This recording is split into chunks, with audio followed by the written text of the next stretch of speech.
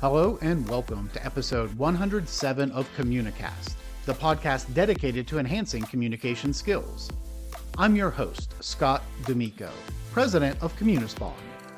Today I'm joined by Brad Beeler, a former Secret Service agent, behavioral interviewer, and author with more than 2 decades of experience navigating some of the most intense and complex human interactions imaginable. In this episode, Brad shares powerful lessons from his time in the field, specifically how calm, curiosity, and non-judgment can make or break communication. He unpacks why the best communicators aren't always the loudest, how to use body language to build trust, and why your tone, timing, and setting matter more than you think. Let's dive in. Brad, thank you for joining me today. Thank you very much, Scott. Appreciate the opportunity. Glad to have you. Really looking forward to the conversation. I will say, I think out of any guest, I'm on episode around 105, 106 now. You probably have the most interesting background. So before we jump too deep into it, can you just share a little bit about your career journey, the work that you've done, and the great work that you're doing today? Yeah, I appreciate it, Scott. Small town kid from the Midwest, went to grad school for criminology, and during that ran into an internship with the Secret Service and was amazed by the mission and more importantly by the amazing people, very patriotic, wonderful people. And it got me thinking, this is something I want to do. So I kind of made that my goal and was blessed to be able to get into the Secret Service. And 25 years later, here I am. As part of my career, I started in Chicago, got involved with the polygraph program, and that's where I think I really found my calling. Is one of the things about the Secret Service is to give back to local law enforcement for all they do for us. We offer up polygraph to them. So I was blessed to be able to work hundreds of child exploitation and homicide cases to try to give back. And that's where I really, I think, hit my mark with communication and such. I enjoyed the protection, but for me, doing investigations and trying to communicate with bad people and help shape investigations was really what I truly enjoyed. Fascinating. Yeah. And I think a lot of people probably wouldn't immediately make the connection of Secret Service and a focus on communication skills. Can you maybe talk a little bit more about that and kind of the connection there? Yeah, absolutely. So Secret Service, we were founded in 1865. It was one of actually, in great irony, one of the last things that Abraham Lincoln did was sign the Service into law. But it was not about protection at that point. It was investigations and undercover investigations to try to stop counterfeit money. It wasn't until 1901 that we took over those duties and it's steadily increased to what you see today. But we still have that dual role mission. And as part of that, when you're a young agent, you have to communicate with local, state, federal law enforcement. As part of your investigations, you're talking to suspects, witnesses, victims, those types of things. So a good communicator is going to be typically a good agent over the course of their 25-year career, being able to get their message down, being able to set up a good security perimeter, so on and so forth. And when that breaks down, unfortunately, you see us in the news because we didn't do communication effectively. Sadly, one of the after actions of the Butler situation with, then candidate Trump was the fact that communication had kind of broke down in a number of different ways. So the communication is not just about the bottom line. Sometimes it can be someone's life. Absolutely. And you touched on it a little bit where oftentimes you would see the very strong communicators tend to do very well as agents and have very good careers there. And I'm sure throughout your time, you've encountered people that are fantastic communicators, maybe on both sides of the table, so to speak. But from your perspective, when you hear that somebody is a great communicator or they have strong communication skills, what's that image that comes to mind for you? Well, for me, it's not about being an orator. It's not about standing in front of a large group of people and presenting. You got people that can do that. That doesn't make them a good communicator. For me, communication is the words that we choose. The average American has 25,000 words in your working dictionary. The way we enunciate those words with our timing, our tone, our volume, and then obviously the sound or the music video, which is our body language that needs to be congruent with all those. That to me is a great communicator that can pick the right time, the right place, the right word, deliver it the right way, and have their body language really push that across the finish line the whole time, while even with all that cognitive load, they're looking at the person across from them and seeing, are they picking up what I'm putting down? Are they tracking where I'm at?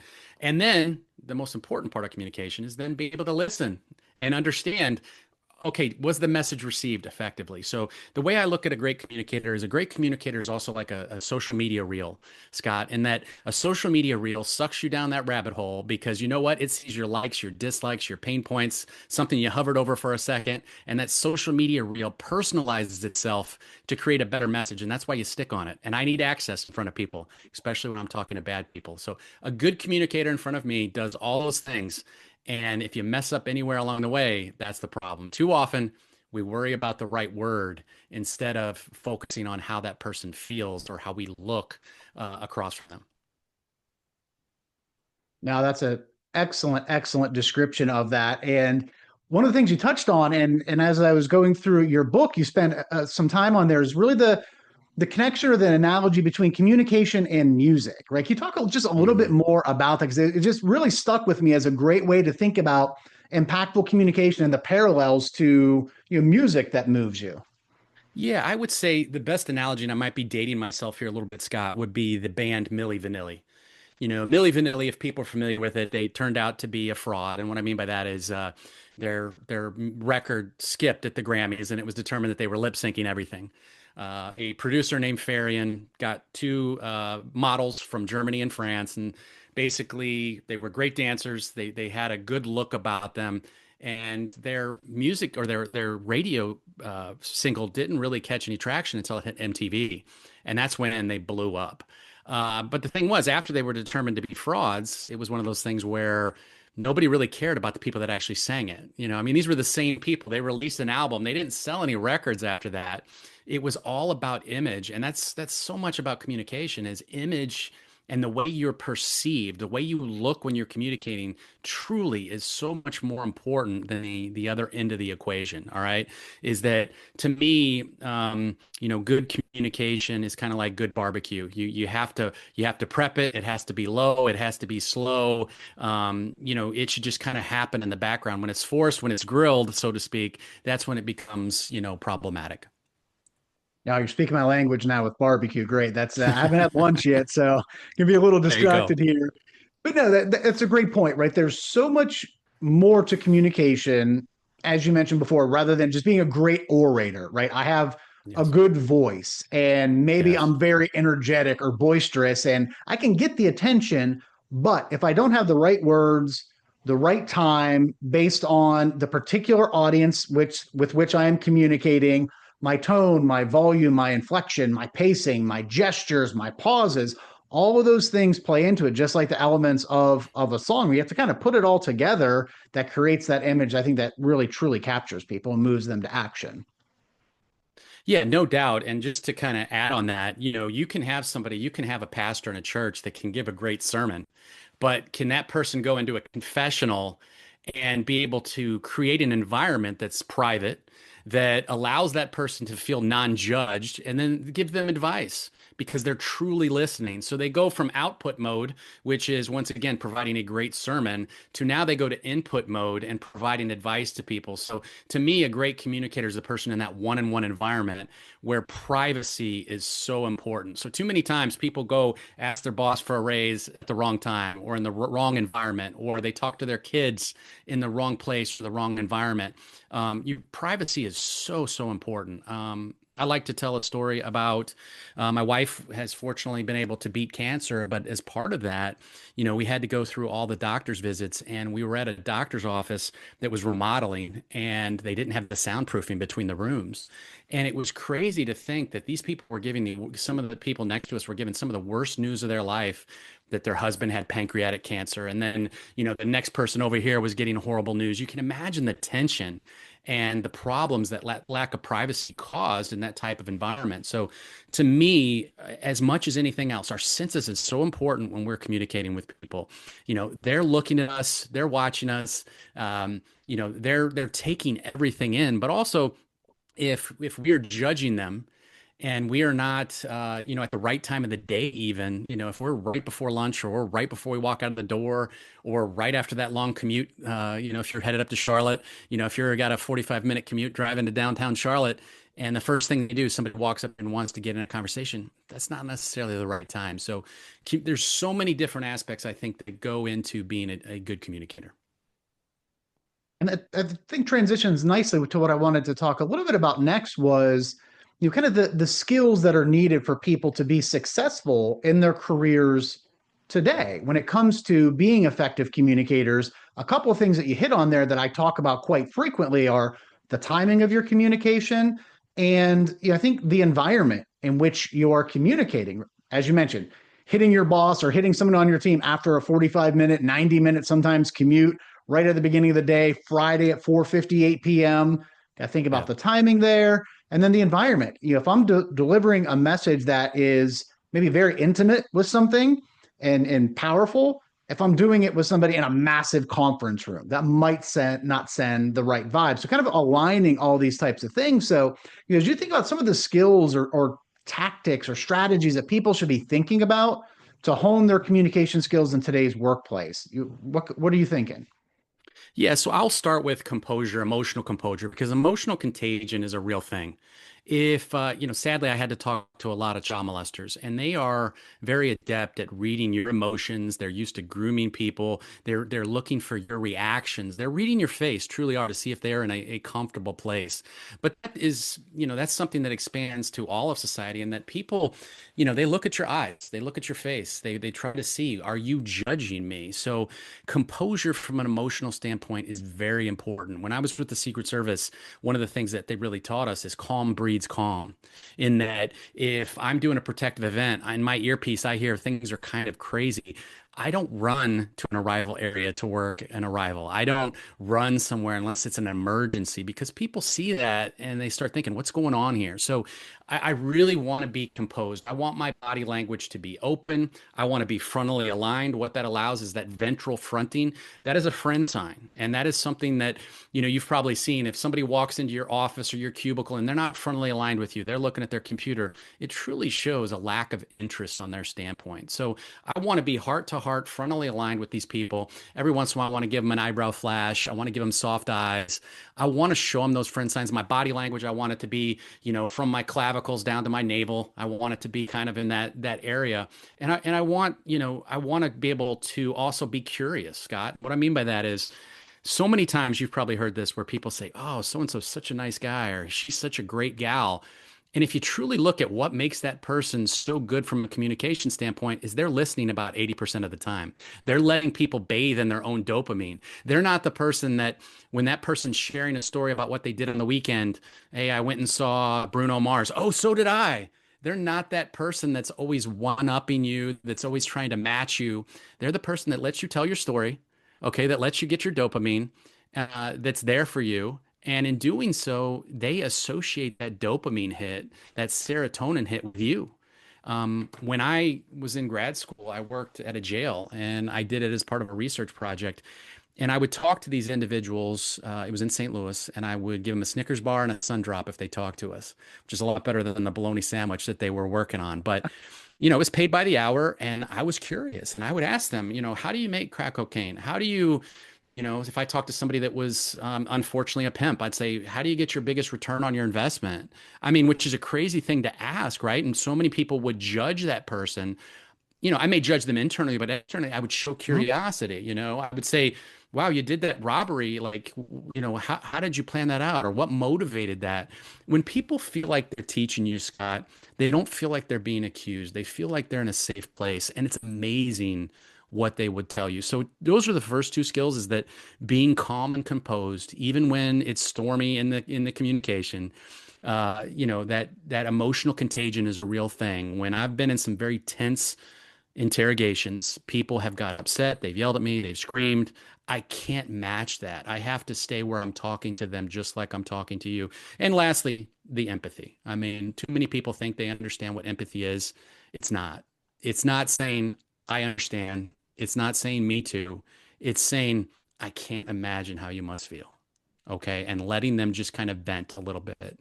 And too many times we try to match people. So empathy, curiosity, composure for me are some of those big trademarks of good communicators. Yeah, those are fantastic skills. And one of the prior guests, a recent guest, was talking about when it comes to listening, moving past that, what she called level one or transactional listening of, oh, you went to Bruno Mars, Mhm. where was it at? How was the show? I like his versus, oh, what drew you to that? Why do you Yes. like that type of Yes. music? Kind of getting into that it's about them. It's not necessarily, oh, how much were the tickets? When's the next time he's in town? That's more so Yes. about me. But when you kind of get into that real true curiosity and they can speak from their perspective, Yeah. the barriers come down a little bit. They're going to open up. They're going to share more. And if I think about it from a leadership perspective, as you're communicating with your team, if you really want them to be honest with you about what's going on and create that culture where they feel comfortable coming to you with issues and sharing, Mhm. asking those types of questions help. And then that calm. I think one of the stories you share in the Yes. book is around on an airplane, right, with the flight attendants. Hmm. If you ever been, Yes. I travel a good bit for work, you hit that rocky turbulence and you get a little nervous. You go over, you find the flight attendant. If they look calm, if they're chatting it up with the person next to them, they're doing whatever, chances are you're going to be good. Same thing as a leader. If you're going through a tough time in your organization and you always seem frazzled and you're short tempered Hmm. and you just are constantly, going off on tangents, people are going to see that and they're going to feel that. And it's going to just impact morale, engagement, productivity all across the organization. Yeah, you mentioned that, and you talked about kind of trying to find the underside of the iceberg in a conversation, and my favorite way of doing that, Scott, is just asking people, what is it about dot dot dot. And what I mean by that is, if we're talking, I like to, family, sometimes too personal to talk about, employment, education. I have an acronym called FEEL, and I like to ask people about their leisure activities because for 80 to 100 hours a week, people get a choice on what they do in their free time. They may not have a choice on what they do in their job. They may not have a choice on where they went to school, but they have a choice on what they do in their free time. So if we extended this exercise, if I said, "Hey Scott, what do you like to do in your free time?" What would you say? I, I like to spend time outside with the kids, do some projects around the house, kind of home improvement buff. Okay. When you do stuff outside, what do you like to do? Is it gardening? Are you a grass guy? What do you like to do? One, yard work, but also just walk. I like to get out, take the dogs for walks. There's a lot of trails in our neighborhood. So just really enjoy being outside. Okay. What is it about the walks that you enjoy so much?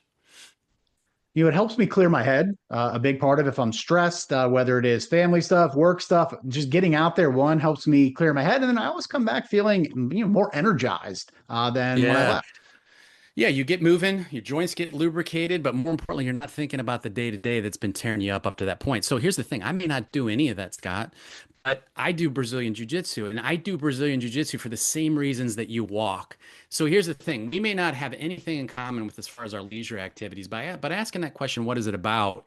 We may be able to bond because I started doing Brazilian Jiu-Jitsu because I talked to so many bad people that it was a way to get my release. It was a way to be composed and be fully focused on something that wasn't talking to bad people. So I think asking that question about leisure activities is a good way that is very, hey, what are you doing this weekend on a Friday? Or what'd you get into this weekend on a Monday? Those types of things are really good ways at work that are non-threatening ways to get people to open up with new employees, so on and so forth.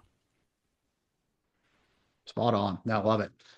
So, Brad, as you think about your career and the success that you've had, we've hit on a number of really important skills already. But if you had to, if I held you to one and say, what's the key thing, the linchpin of your communication skills that really helped you get to where you are today? What would that be? Non-judgment, 100%, because it is a significant life event in which I'm talking to somebody that killed a kid, that shook their baby to death, that molested somebody, unfortunately. Whatever the case may be, this is a significant life event in which there's going to be significant ramifications for them making a disclosure to me. And many times they dip their toes in the water of the truth and they see my reaction. And when I'm non-judgmental, it completely changes what they thought was going to happen. They feel like they truly are in a safe place. The moment you furrow that brow, and it'd be like going back to the analogy of a Catholic priest. If you made a disclosure and the priest said, "Really? Are you serious? Why'd you do that?" Which, obviously they don't do, or at least not effective priests would do, Right. is that I truly believe that there are some evil people out here on the planet. I've ran into three or four that are just pure evil. But most of the people, there are situational factors that aligned at a point in time, and there might have been pre-existing predispositions that cause somebody to act out of character. And that's the way I treat it. And I don't judge. I hate the sin, but I don't, hate the sinner is kind of the way I like to look at it. And if you handle life like that, it's easier for me to compartmentalize at the end of the day as well. And I truly believe that when people see that, they open up to you. And if they feel like they can tell you anything, they're going to tell you everything, which is my goal. That's such a powerful skill because it transcends work even into your home environment. Especially, I think about as a parent with two teenagers, Yes. wanting them to feel comfortable coming to me Yes. with anything. If somebody is bullying them, if they made a bad decision at a party over the weekend, whatever it may be, that I've Yeah. approached them ideally leading up to that moment with non-judgment and kind of being able to be receptive and understanding as to what's going on and put them in Yes. a position where they feel comfortable. Yeah, and you want your kid, if he goes out this weekend at a party and he's there and it's some stuff's around him at 2 o'clock in the morning, he wants to be able to call dad or mom and not be judged and just say, Yep. please come pick me up. We have to create that environment. And we want to have friends in our life that will do that for us. We want friends that, yes, are going to be our, when we're doing well, they're our cheerleader. They're not just, when we're down, they're there for us. But we also want friends who are there that unconditionally, when we say they need help, they're going to drop everything they're going to do, and they're going to be there for us. But yeah, that's the environment, the non-judgment you create. That now you can have that honest environment with your kids, where once again they will open up to you in those worst of times. And I think along the similar lines, and it's different, but similar lines of the non-judgment, one of the things that I know you obviously didn't find it fascinating while it was happening. One of the stories you shared early on was around the horns and the halos. And as Yeah. you had two dogs, right, when you were going into a house to clear it, and while it's not non-judgment, but it's also kind of this idea of letting some of those preconceived notions that you have about people or things, Yeah. trying to set them aside. You can maybe just talk a little bit about that story because I think it's a good thing for people to remember when they're communicating. Yeah, we're very quick to make judgments, Scott. And when it's late at night and we are in a shopping mall and we feel somebody walking up behind us, or it's late at night and somebody's walking up on a dark street, yeah, trust that instinct.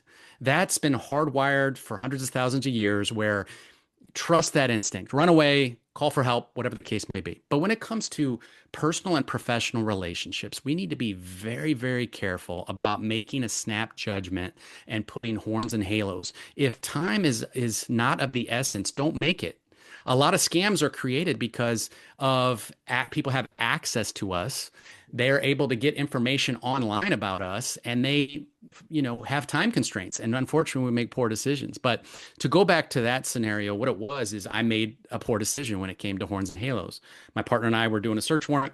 We came into the kitchen, and there was a pit bull that was very unhappy to see us, and there was a chihuahua that was also unhappy to see us. But once again, I'm making a snap decision, who's going to hurt me? And I didn't want to have to shoot the pit bull. Thankfully, I didn't have to. But before those decisions were made, the chihuahua kind of creeped up behind me and jumped up and grabbed me by my in between my legs, and was dangling there, while I had to secure it, holster up my firearm. And my partner, who happens to live in your hometown as well, was just sitting there laughing at me, Scott. And thankfully, my wife had bought some very thick tactical pants, the fire hose material type, and I'm talking in the octave that I am right now as a result of that.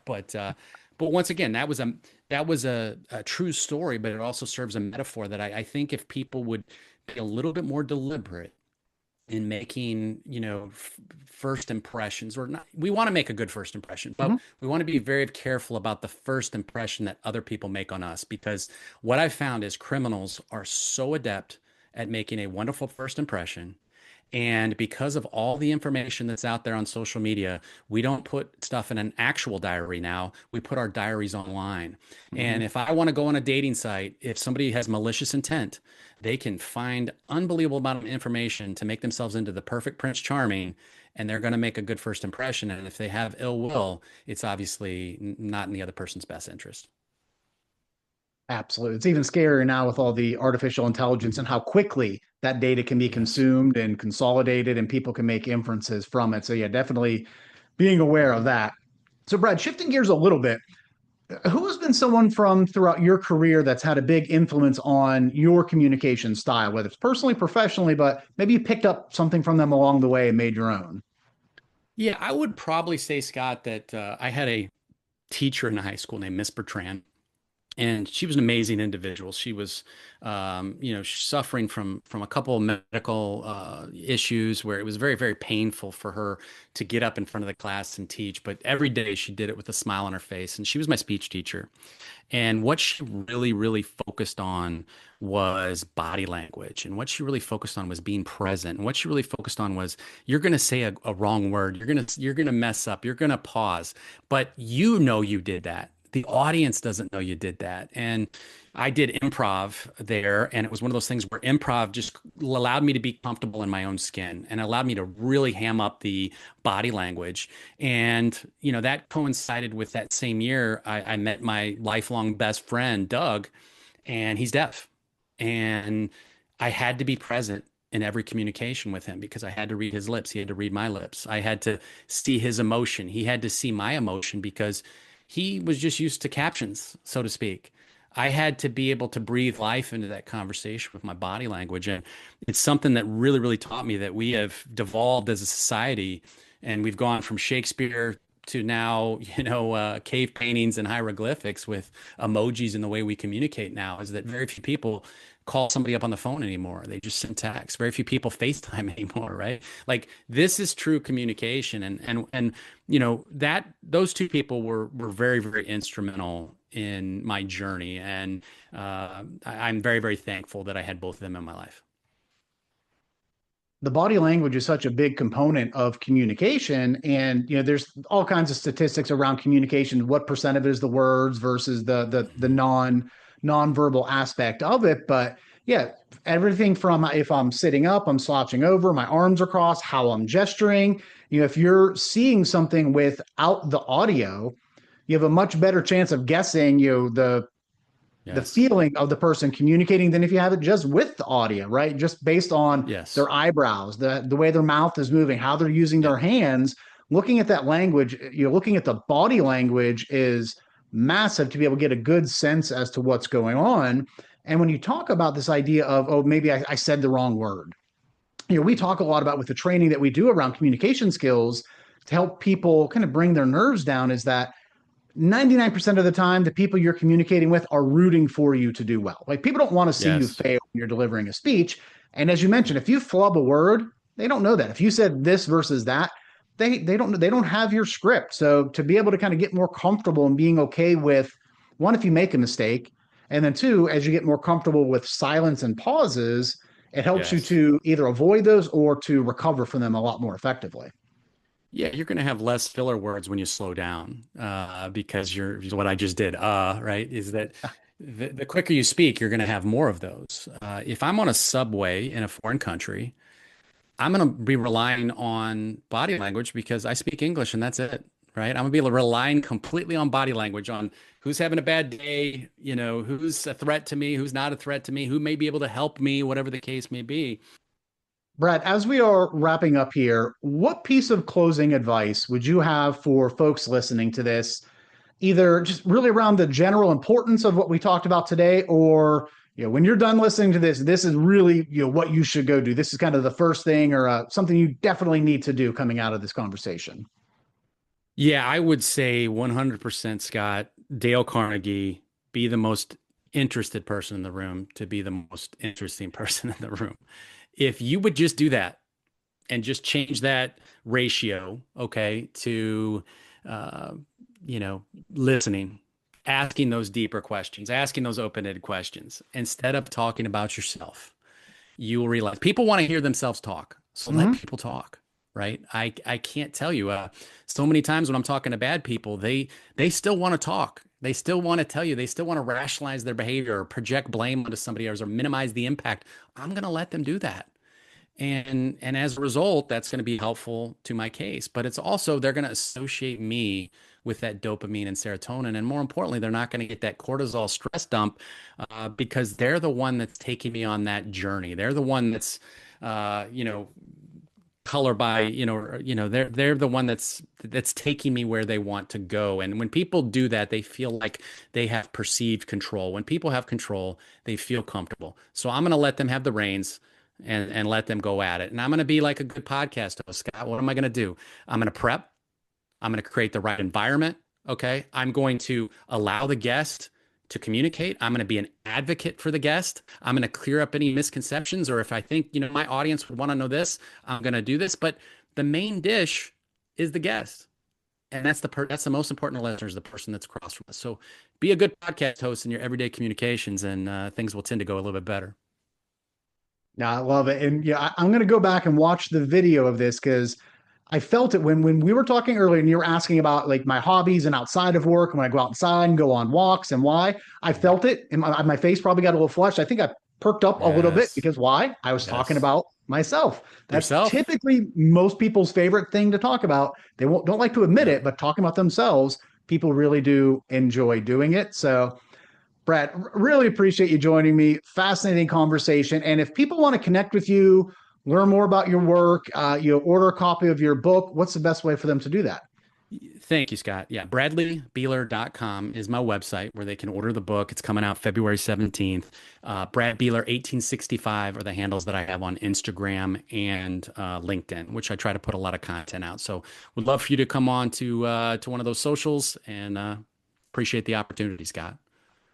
Perfect. I will be sure to include links to all that in the show notes. For those of you listening, you'll find them down in the notes so you can connect with Brad. Once again, thank you so much. Thoroughly enjoyed it. Hope you have a great rest of your day. Thank you, sir. You too. Special thanks again to my guest, Brad Beeler, for joining us and sharing his insights on composure, curiosity, and how to create trust through communication. As we close, here's a reminder inspired by Brad's experiences. Communication isn't just about the words you choose. It's about your presence, your body language, and your ability to create safety in the moment. Be brave enough to stay calm under pressure, ask questions with genuine curiosity, and always lead with empathy and intention. Subscribe to Communicast so you don't miss future episodes with leaders and experts redefining what great communication looks like. And if this episode resonated with you, please leave a rating or review. It helps others discover the show and supports our growing community. Thanks for listening, and have a great day.